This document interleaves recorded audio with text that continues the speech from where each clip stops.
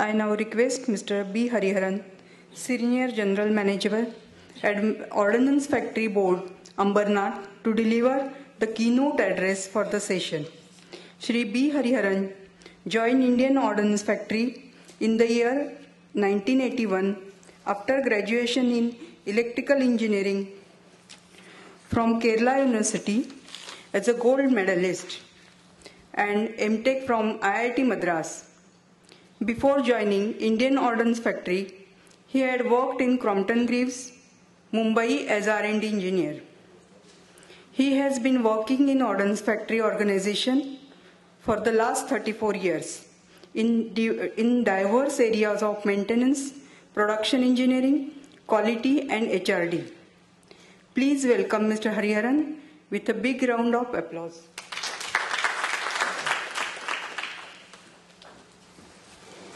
Respected delegates, the dais, Sri Sunil Mardia to start with for the excellent coordination and organization of this program, Sri Paneer Selvam, guest of the session, Mr. Sarvinder Singh, Mr. Kulkarni, and all the distinguished delegates for this program. So far we had a wonderful session. We have been listening to the opportunities available for this program on Make in India Vision 2022 for non-ferrous metal industries. And I also am privileged to be a part of this program, and I understand that this is probably the first of its kind. And initially, when it was Mr. Sunil had talked to me, I had, in fact, a lot of reservation what way, as in the defense sector, in the government sector, what I am going to contribute or what I am going to gather. In fact, we had a similar conference a couple of months back where some of my colleague officers attended, and some of the deliberations in that also has been added in the pamphlet which has been introduced in this program. And that program also, likewise, it gave us a lot of openings. As you know, being in the defense sector, normally it's quite an open thing that we try to be, very, very careful, because secret was the element of success in defense all these days. Now with this Make in India, particularly what we are hearing day in and day out, and the openness and the economical development what we have to achieve, definitely we all the force, public, private sector, everyone has to come out. We have to come out of the shells in the individual reservation which we have, expose ourselves, understand each other, extend our hands, and meet the prime objective of the future India, which we are all looking towards. So in that, being this metallurgy side, I like to focus upon the metallurgical group of industries in the ordnance factory sector, which involves almost, in fact, as you know, the defense production in ordnance factories covers almost all the diverse areas. Still, the defense industry, defense of the country is not able to cope up. They spend a lot of the importation side. Whether it is in the metallurgical sector, engineering sector, or any aspects you see. Probably the complete ordnance factories, along with the public sector industries in the defense sector, they might be contributing to maybe 30 to 40% of the total requirement of the Indian defense, and which means almost 50 to 60% are still in the import. How long we can continue like this? Definitely, we have to open out. It is not possible for the government of India to invest, install, and then fill the gap. And not only it is possible, it takes a lot of time also. My main emphasis in this session is that while joining the vision, so far we used to think, even in my factory, I am also always selfish. Why something should go to the private? I should always look in, I should do myself. But in the process, I forget about the requirement of the end user, that is the defense service. How long they can wait. Either they have to import or they have to depend on the defense sector industries. So this is the time wherein what is expected in the defense sector in the next 2022. So probably I will be able to, in my next 5 minutes, I will be able to put those thoughts across you, and maybe that can be the beginning. As you are all knowing, in the metallurgy side, steel production, Ordnance factory has been maybe the first of its kind in India to do the first kg of steel production. Mtlexs Steel Factory, Ishapur in Calcutta, in the 80s, even before the Tata Steel, we were the first to make steel. Probably because being in the government sector, thereby the technological steps in a dramatic manner, taking on a continuous basis. Probably being in the government sector, there are limitations, so we always take, not in a smooth manner, the acceleration takes place. We will be in some stage for some time, suddenly something will capture, we go to the next stage. Whereas there is some sort of a continuous change required, probably that is to be looked into it. Nevertheless, there was a necessity that the amount of, in fact, Mtlexs Steel Factory, which I told, that factory caters for the complete ferrous and non-ferrous requirements of the defense. That was the time in the 80s. Later stage, when there was a necessity that other increases in the area was to be looked into it, factories like Ordnance Factory Ambernath, Ordnance Factory Katni, thereafter Ordnance Factory Moradnagar, they also joined into the steel / non-ferrous production. So today, Ordnance Factory Ambernath and Ordnance Factory Katni, we are the leading producers in the non-ferrous side. I will not talk about the issues which you are having, possibly towards the end we will come into that. While this session is on Make in India Vision 2022, the Defence Minister, what he has called for, I will try to bring it to Make in India for the Defence Vision 2018, I will call it. Why I am calling is, today from 15-16, Defence Minister has straight away put a sort of a challenge across us that in the next 3 years, we are supposed to become a 20,000 crore organization, which in itself indicates that we are supposed to virtually double our production in the next 3 years. So let me concentrate, instead of 2022, concentrate on 2018. How are we going to cope up this one? Definitely in 3 years, you cannot just, that too in a government sector, you just cannot double your installed capacity. Whatever we try to maximize the capacity available, still there is going to be a necessity for additional capacity to the tune of maybe 70 to 80%. This has to come from the private side only, and there are challenges on going for outsourcing to the extent possible. Now, while doing outsourcing, we have to also frame up policies to see that we work with the equal players without compromising the quality. So, similar expectations are there in the non-ferrous sector, which includes copper zinc-based alloys, aluminium as well as copper extruded products. Of course, there are other challenges in the other areas like tungsten, molybdenum, cobalt. Those areas are also involved, but maybe this may not be the right forum to address those issues. So I am trying to focus my talk to the copper-based alloys as well as aluminium extruded products.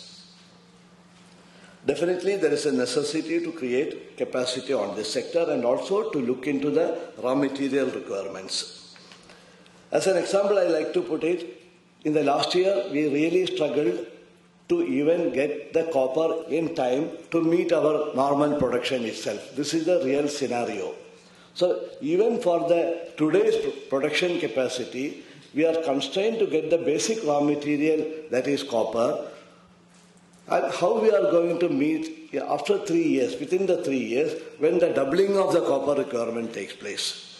Mr. Nanda just now explained the limitations of copper. Same thing applies to other areas of zinc, etc. And some of the cases, like maybe MMTC, they are basically importing, if I am right. But we are trying to look at Make in India. So how, maybe in the international market everything is available, how are you going to create in the Indian market? Because the session is not to somehow manage it, but manage it in the country. So there are definitely requirements to have on the basic raw material, that is copper as well as zinc, raw material itself, how to create that much capacity among the three main firms, which is the Hindalco, Sterlite and Hindustan Copper. So this capacity creation for the raw material becomes one of the challenge for the next 3 years. Apart from that, how do we create the additional capacity from the raw material onwards? Which involves, in the case of copper-based, as you know, when I say defense, mainly I am trying to concentrate on the cartridge cases, which are basically on the copper zinc-based cartridge cases. There are aluminum cartridge case items also for the certain specific defense stores. Then there are many brass strips coming out. Flats and strips are coming out. Their requirement also is doubling up. Extruded products of different profiles. As you are aware, Pinaka, which you all must have heard, it is going to be growing like anything. It's something, here I am telling double, there possibly we may be thinking of 10 times. So, in that many aluminium products are involved. How we are going to cope up, not only in the aluminium material, the extruded products, development of the technology, then development of quality, development of methodology for assuring quality, all these aspects are a challenge to be faced in the next 3 years. So my vision while discussing with my friends are, the sessions like this definitely first of all is going to be the starting point, because today we are coming to know each other. Otherwise, we work exclusively, whatever we have, trying to keep as a secret everything.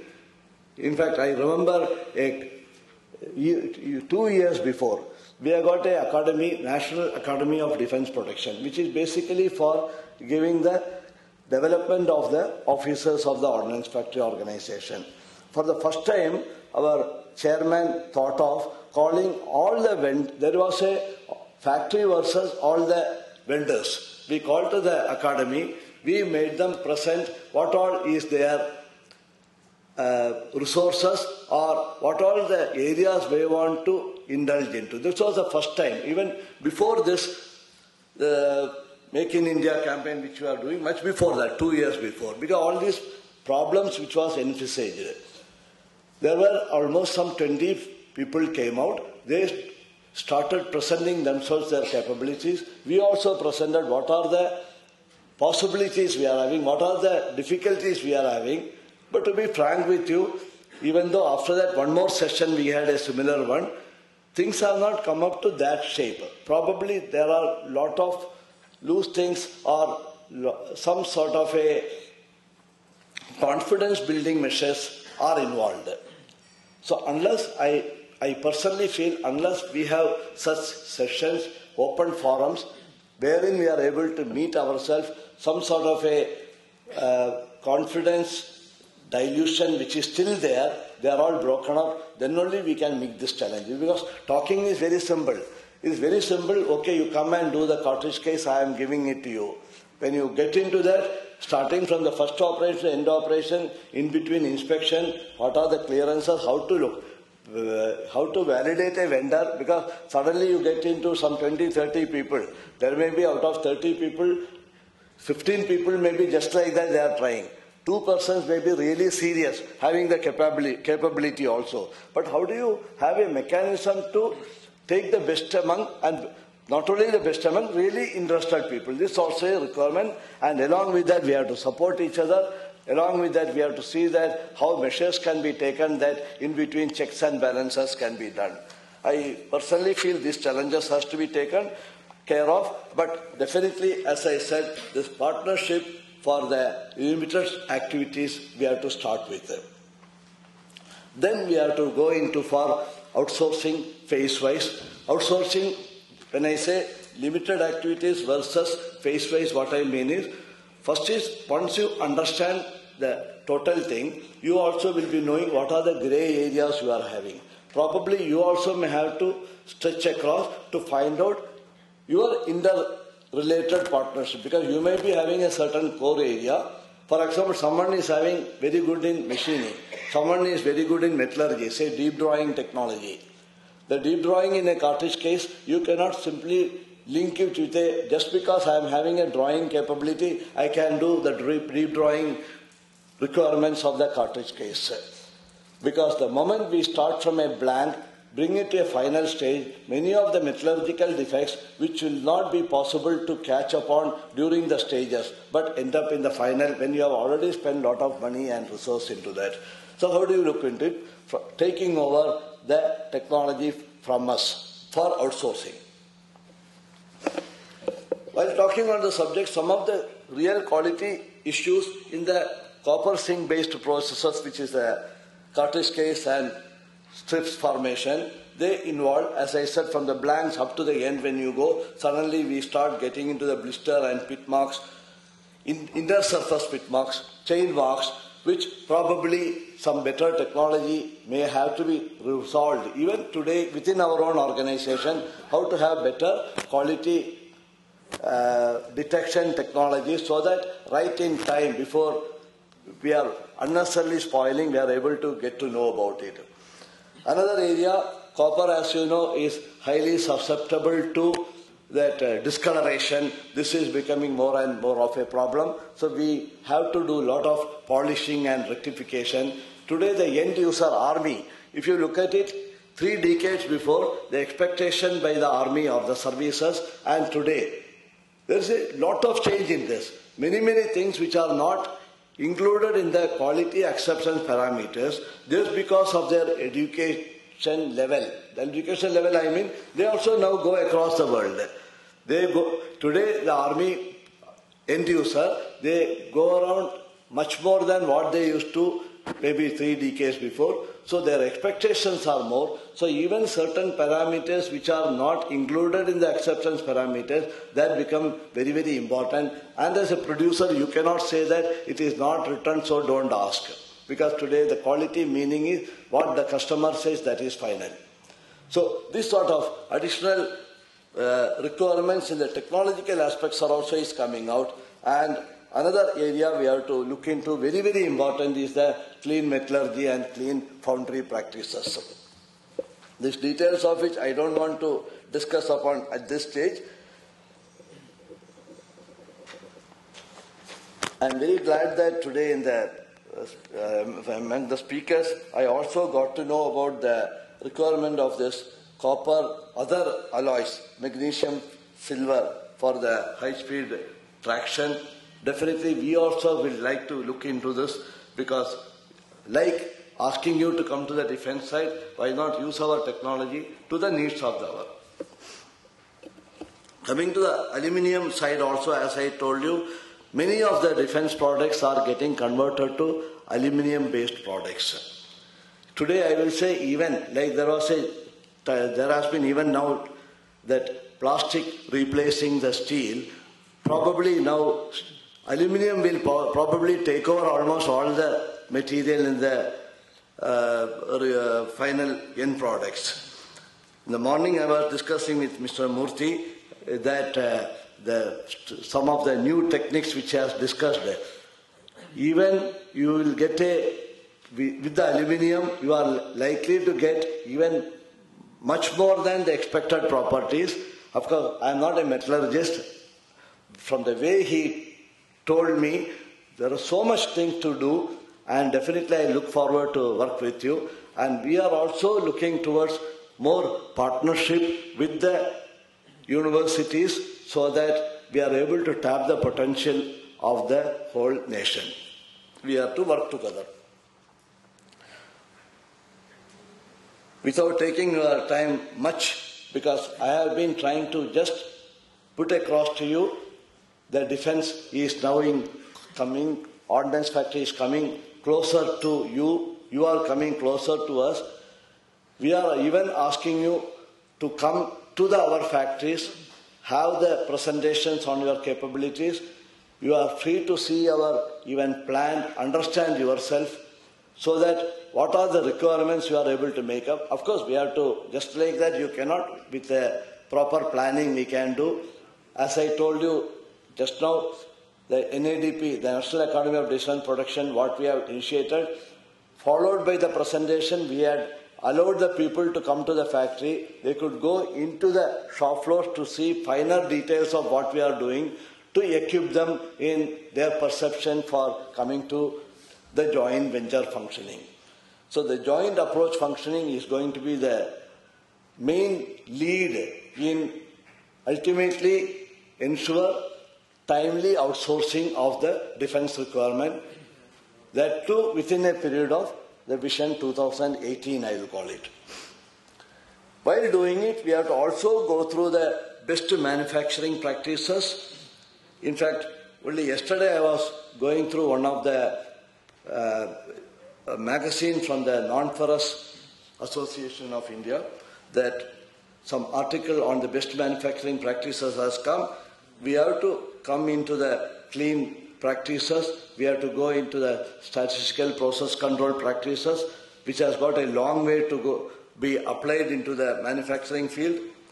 We have to have more pilot batch development programs, because the moment I involve more private industries to associate with the ordnance factory, it just cannot happen that I give 50% of the requirement and finally time overrun as well as cost overrun for you and finally quality problems. So we have to have initial batch trials, bring it to some validation so that confidence building measures are taken.